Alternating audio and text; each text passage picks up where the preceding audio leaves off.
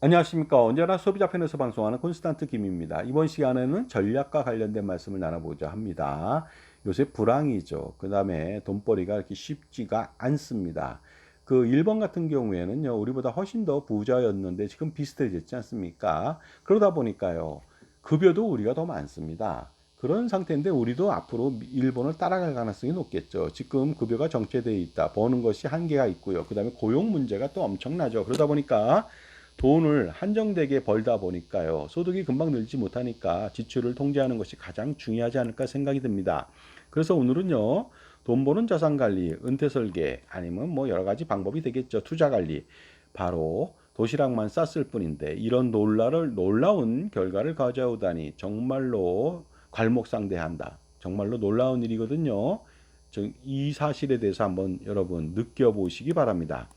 자, 실질금리라고 하는 것이 있습니다. 실질금리는 명목금리 빼기 인플레이션이 되겠습니다. 그러니까 만약에 은행에서 그 4%의 이자를 주겠다. 그러면은 물가가 만약에 6%다. 그러면요, 실질금리는 2% 마이너스가 됩니다. 그러다 보니까 여기에 또 명목금리에 세금까지 뗀다면 3%밖에 안 된다. 그러면 6% 대비해서 마이너스 3%, 실질금리가 마이너스다. 이 소리는 뭡니까? 명목금리에 저축을 해봤자 지속적으로 이 마이너스 2% 3% 손해가 발생된다는 것이 되겠습니다. 정말로 아이러니하지 않을 수가 없는데요. 2025년도 명목금리가 은행 같은 경우 2.5% 내외가 되거든요. 그런데 만약에 물가상승률이 2.3%다. 그러면 0.2% 남는다고 생각하십니까? 절대로 그렇지 않습니다. 왜냐하면 실질금리 마이너스입니다. 왜 그런지요? 이유는 간단하죠. 세금 때문에 그렇습니다. 물가에는 세금이 붙지 않지만 명목금리에는 항상 세금이 붙게 됩니다. 그랬더니만 단기납 종신보험 아니면 그 연금보험은 세금이 안 붙습니다. 이렇게 얘기하는데요. 그것은 안 붙죠. 하지만 또 안 붙는 게 있죠. 이자 배당도 거의 안 붙습니다. 그러니까 10년 동안 원금도 제대로 나오지 않는 상품에 투자하는 바보는 세상에 없겠죠. 자, 이러한 그 실질금리 마이너스의 그 근본적인 원인은 과도한 인플레이션이라고 볼 수가 있습니다. 인플레이션은요, 2, 3%만 되더라도 사실상 이겨내기 어려운데요. 과도하다면 하이퍼 인플레이션까지 가지 않더라도 4%, 5%라면요, 정말로 옴짝달싹도 못하게 됩니다. 이러한 인플레이션의 원인은 원자재 가격이 인상되거나 환율이 인상되거나 인건비 등이 인상돼서 빚어지는 것이다 보니까 무조건 인상시킨다고 좋아할 것은 아니죠. 인건비가 오르면 오른 만큼 물가가 오르고요. 그 다음에 경제가 위축되거나 경제적으로 문제가 된다면 그 나라의 환율은 인상돼서 평가절하가 됩니다. 똥값이 된다는 것이죠. 그 다음에 공급해주는 에너지나 곡물 자원을 무기로 해서 만약에 곡물가를 올린다면 아니면 원자재가를 올린다면 정말로 그런 것이 없는 나라에서는 우리나라 같은 경우 97% 수입하고 에너지를요. 그 다음에 80% 가까이 곡물 자원을 수입하거든요. 그런 나라들은 정말로 고스톱에서 피바가지 쓰게 됩니다. 자, 그렇다면요. 소비자만을 위한 방송 시작해 보도록 하겠습니다. 오픈, 스타트, 꼬망성, 민나상, 이시오니, 하지메 마시오 하겠습니다. 자, 점심값이 정말로 폭등하고 있습니다. 저 그 90년대 점심값을 요새 정확하게 잘 모르겠습니다만은요. 한 2, 3천 원, 3, 4천 원 정도 했던 것 같습니다. 왜냐하면 직장 생활 말미쯤에 그 기본적으로 점심값이 5천 원 내외 6천 원까지 갔던 것 같습니다. 그런데 이 점심값이요. 지금은 보통 싸봤자 만 원이고요. 15,000원, 2만 원 정도 합니다. 평균 12,000원, 13,000원 합니다. 공깃밥도요. 오르지 쌀값이 내리고요. 쌀 소비량이 줄는데 어떻게 공기값이 100%가 오릅니까? 말도 안 되는 거 아닙니까? 1,000원에서 지금 2,000원 합니다. 라면 사리도 그 사리면 사면 200원밖에 안 됩니다. 250원 정도?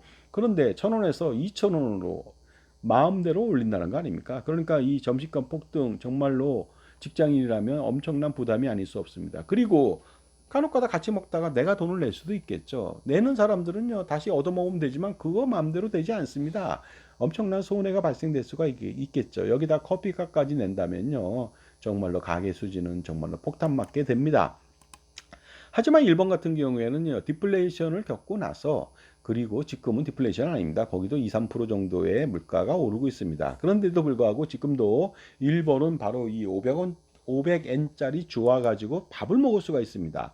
우리는 500엔짜리 가지고요. 빵도 못 먹고요. 오뎅도 못 먹습니다. 오뎅도 아무리 싸봤자 6, 700원 하더라고요. 절대 못 먹습니다. 호떡 같은 경우요. 1,500원, 2,000원, 2,500원, 3,000원, 4,000원 합니다. 못 먹습니다. 하지만 일본은 500엔짜리 갖고 우리나라 돈으로 5,000원, 6,000원. 일반적으로 6,000원 정도, 6,400원 정도 그 도쿄의 직장인들이 먹는다고 합니다. 그러니까 충분하게 4,000원짜리도 먹을 수 있고 5,000원짜리도 먹을 수가 있겠죠. 라멘이 4,000원에서 5,000원 정도 되는 경우도 많이 있습니다. 하지만 우리는 정말로 빵도 하나 사 먹을 수 없죠. 크림빵 1,300~1,400원 되는 것 같습니다. 그럼 반쪽 팔지도 않거든요. 그러니까 사 먹을 수가 없겠죠. 그만큼 우리가 물가가 엄청나게 오르고 일본보다 훨씬 더 점심값도 2배 이상 더 비싸다는 거 아십니까? 1990년대에는요. 일본이 우리보다 물가가 보통 2.34배 비쌌습니다. 점심값도 비쌌거든요. 근데 이것이 역전됐죠. 놀랍게도 우리가 2배, 2.5배 더 비쌉니다. 자, 메뉴별 가격도 마찬가지로 엄청나게 비쌉니다. 1,000원대는 없습니다. 김치찌개, 된장찌개, 부대찌개, 순두부찌개, 해장국 10,000원, 12,000원 정도 합니다. 거기다 설렁탕, 곰탕 뭐 15,000원, 18,000원 특일 때 제육볶음 12,000원. 남성들이 많이 먹죠. 이거 12,000원 보통 줘야 됩니다.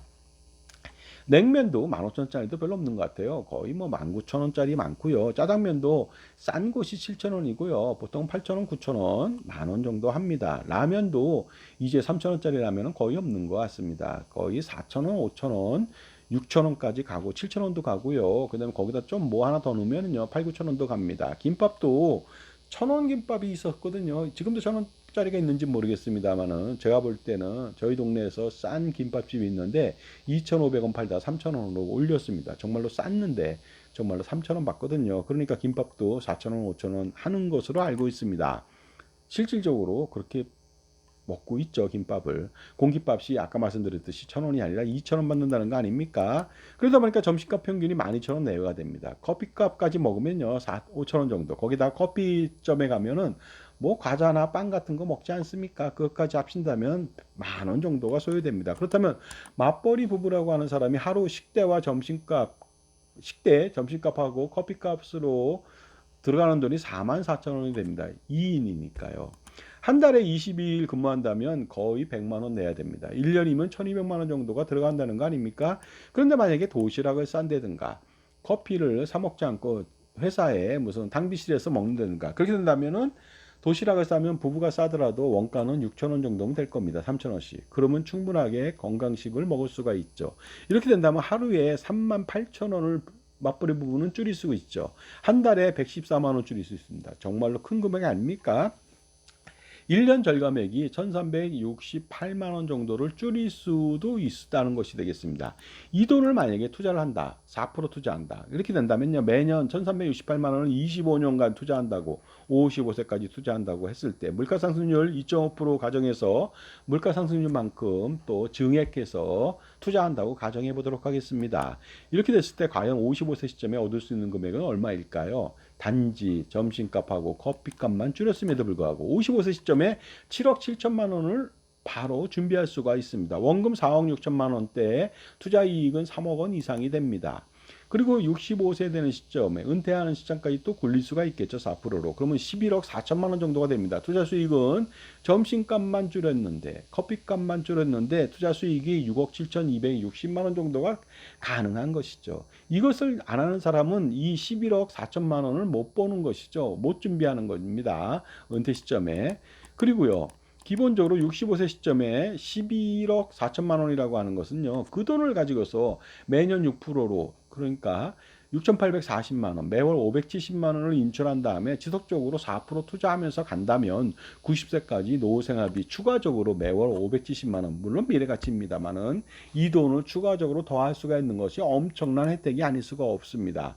매년 도시락만으로 정말로 연금보험보다 수십 배, 수백 배 더 좋은 결과를 가져온다는 거 아닙니까? 그러니까 연금보험 가입하지 말고 도시락 싸고 이렇게 했다면 도시락 싼 거 두세 배 더 효과가 있겠죠. 왜냐하면 연금보험료가 뭐 30만 원만 되겠습니까? 월 50만 원, 100만 원 되거든요. 그렇다면 10배, 도시락 10번 싼 것보다 10번 싼 것만큼의 효과가 나타나니까 당연히 연금보험 가입하지 말고 해지해야 되겠습니다. 가입한 것은. 그런데 만약에 투자 수익률을 높인다면 어떤 일이 벌어질까요? 연 6%일 때. 이때는 정말로 경천동지한 일이 경청동지할 일이 생깁니다. 지금까지 제 정보가 도움이 되신다면 무료 구독하고 좋아요 부탁드리고요. 멤버십 회원가입 통해서 보다 다양한 혜택 받아보시기 바랍니다. 저의 저서 증여세, 상속세, 절세, 다습서, 꼼짝마금융, 동물과 자연이야기 2북으로 몇천 원에 판매 중에 있습니다. 신청해 보시기 바랍니다. 실물도 있습니다. 연 6% 투자한다면 55세 시점에 놀랍게도 10억 원을 추가적으로 더 만들 수가 있습니다. 점심값 아껴서요. 원금은 그대로고 투자 수익이 무려 5억 5천만 원 정도 됩니다. 65세 시점에 10년 동안 계속 6% 투자한다면 15억 원 정도를 만들 수가 있죠. 투자 수익이 10억 3천만 원 정도가 됩니다. 엄청납니다. 특별한 노력하지 않고도 이렇게 추가적으로 남들보다 10억 이상 훨씬 더 많은 돈을 준비할 수가 있겠죠. 65세 시점에 15억 원을 추가적으로 준비할 수 있으니까 매년 6% 인출한다면 8,970만 원, 매월 748만 원을 인출하면서 지속적으로 6%에 투자한다면 90세까지 노후생활비가 가능합니다. 그렇게 됐을 때는 그 상속재원으로 돌아가시면서 90세에 만약에 12억 원을 남겨줄 수도 있다는 거 아닙니까? 도시락 줄여서 값 줄여서 엄청나게 노후생활비 추가로 쓰면서 12억 원까지도 남겨줄 수가 있습니다. 이 놀랄만한 일 무엇입니까? 도시락만 쌌을 뿐인데 여기다가 연금보험까지 해지한다면은 10배의 효과를 볼 수도 있다는 거 아닙니까? 결론적으로 말씀드리겠습니다. 부부의 국민연금에 별도의 노후 준비는 절대로 필요 없습니다. 그리고 노후 준비는 도시락만으로도 충분할 수도 있다는 거 아니겠습니까? 이 돈을 아껴서 투자하지 않고 이 돈으로 만약에 자영업자가 재고보험료를 납부한다. 55만 5,300원 납부한다. 이렇게 된다면 충분하게 노후생활비 현재 가치로도 500만 원, 부부는 1,000만 원도 만들 수가 있는 것이 되겠습니다. 그 다음에 그 기본적으로 그 국민연금을 가입하고 있다면은 나머지 점심값 아끼고 기타 가처분소득 늘려서 투자자산 효과적으로 투자 포트폴리오 잡아서 투자 자산을 늘려서 투자하면서 은퇴 자산을 확보하는 것이 가장 중요하겠습니다. 그리고 노후에도 지속적으로 투자할 필요가 있겠죠. 노후에 투자해도 걱정이 없습니다. 왜냐하면 오랫동안 투자한 경력이 있고 노하우가 있고요. 그 다음에 투자를 일부 실패하더라도 확실한 월 1,000만 원의 국민연금이 있기 때문에 관계가 없다고 볼 수가 있겠습니다. 그러니요, 지속적으로 이런 방법으로 노후 준비를 만들고요, 전략을 해서요, 그 다음에 국민연금으로 노후 준비를 확실하게 만들고 가처분 소득으로 추가의 은퇴 자산을 만들면서 그러려면은요, 가처분 소득을 극대화시켜야 되는데 금융상품, 보험상품 평가 분석한 이후에 불필요하고 비효율적인 금융상품이나 보험상품을 해지 정리하고 투자를 지속하는 것이 가장 중요하겠습니다. 자, 이러다 보니까 이것도 마찬가지로 자녀한테도 할 수 있겠고요. 그리고 또 노후 준비와 그리고 돈이 많다면 자녀한테 상속할 수도 있으니까 남는다면 상속할 수도 있으니까 정말로 일반 중서민 소시민들이요 이런 방법을 통해서도 별도의 커다란 준비 없이 완벽하게 모든 것을 다 준비할 수 있습니다. 그러니 자녀한테도 이런 방법을 하라고 권할 필요가 있겠죠. 그런데 피부 관리 손톱 관리는 받으면서 왜 자산 관리는 받지 않습니까? 공짜 컨설팅에 속아서 결국은 쓰레기 연금보험 가입하고 나오시면 마음이 편하십니까?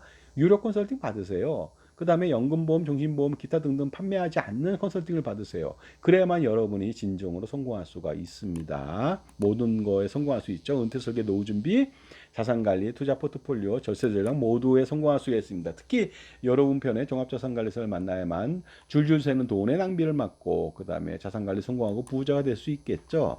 이렇게 정신과 치료하는 사람이 있습니다. 베테랑이죠. 최고라고 하는데 돈 많이 들어갑니다. 그런데 줄을 서서 기다립니다. 왜 그럴까요? 더 많은 효과가 있기 때문에 그렇겠죠. 그러니 당연히 종합자산관리도 유료 컨설팅을 받아서 더 많은 효과, 10,000배, 100,000배 그 이상의 효과를 거둔다면 무조건 받아야 되죠. 자산가라면 엄청난 고민 많은 거 단 한 방에 해결할 수 있습니다. 콘스탄트 김의 NGP 플랜, 넥스트 제너레이션 플랜입니다. 세미나 안내해 드리겠습니다. 2025년도 7월 1일 화요일 오후 2시부터 그 장소는 흥천사입니다. 참조해 보시기 바랍니다. 그 다음에 오시는 방법도 참조해 보시고 신청 방법은 저한테 5만 원 입금하시면 되겠습니다. 문자 주세요. 성함을 저한테 찍어 보내주시기 바랍니다. 자, 그러면요, 제가 오시는 분은 제 저서에 사인해 드리거나 이북을 전해 드리겠습니다. 그리고 2025년도 5월부터 콘스탄트 김과의 만남의 시간을 갖습니다. 5월 달에는 제가 무료로 했는데요. 무료다 보니까 무시하는 것 같아서 3만 원 받습니다. 토요일 매주, 이번 주도 마찬가지죠. 매주 토요일 오전 10시부터 12시, 장소는 동일합니다. 이런 갖가지 엄청난 주제를 가지고서 여러분과 상담하고 질의응답에 응하고요. 가장 최적의 자산 관리를 도와드리겠습니다. 이렇게 도와주면서 연금보험이나 팔고 종신보험 팔면 그런 자리는 가면 안 되겠죠. 저는 그런 것을 팔지 않습니다. 자, 그 흥천사 약도 참조해 보시고 카페도 한번 참조해 보시기 바랍니다. 여러분, 그 일반적으로 한 번 실수해서 복구할 수 있습니다. 그리고요, 실수 금액이 얼마 안 된다면 당연히 복구하고요. 그보다 더 잘할 수 있죠. 살아가면서 정말로 인생에 그런 어떤 그 수업료를 지불했다고 보면 되겠습니다. 시행착오를 줄이면 되겠죠. 하지만 은퇴 설계나 아니면 노후 준비 아니면 자산 관리 이 모든 거 절세 전략 이거는요 잘못 처음에 시작하면 평생 고생하게 됩니다. 그러니까 이것은 시행착오도 없고요. 그 소위 말해서 지옥길만 남는다는 거 아닙니까? 그러니까 여러분은 잘 선택하셔야 됩니다. 최고의 전문가 만나세요. 무언가 팔지 않는. 지금 바로 전화 주시기 바랍니다. 감사합니다.